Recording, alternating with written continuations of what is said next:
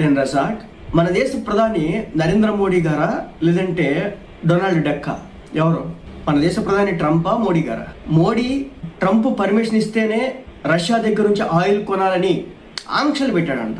నిన్నటి నుంచి నేషనల్ మీడియాలో, సోషల్ మీడియాలో, ట్విట్టర్లో, యూట్యూబ్లో, అనేక ప్లాట్ఫామ్స్లో ఈ వార్త భయంకరంగా వైరల్ అవుతాం. సో వాడెవడండి మన దేశం గురించి, మనం ఎక్కడ ఆయిల్ కొనాలో, మనం ఎక్కడ తినాలో, మనం ఎక్కడ సంపాదించుకోవాలో, మనం ఎక్కడ ఉద్యోగం చేయాలో మన దేశంలో చెప్పడానికి? ఉదాహరణకి ఏదైనా సిటీ వెళ్ళినప్పుడు లేదంటే ఒక ప్రాంతానికి వెళ్ళినప్పుడు 2 షాపులు ఉన్నాయి అనుకోండి. ఒక షాప్లో ఎక్కువ ధర ఉంది, ఇంకో షాప్లో తక్కువ ధర ఉంది. నేను తక్కువ ధర ఉన్న షాప్లో మంచి క్వాలిటీ ఉన్నటువంటి సరుకు అమ్ముతున్నటువంటి షాప్కి వెళ్ళి నేను తెచ్చుకుంటా కదా. రోడ్ల మీద ఎక్కడ పడితే అక్కడ దొరికేది, ఇష్టం వచ్చిన రేటుకి అమ్మేది, నాసి రకం నేను తెచ్చుకోను కదా.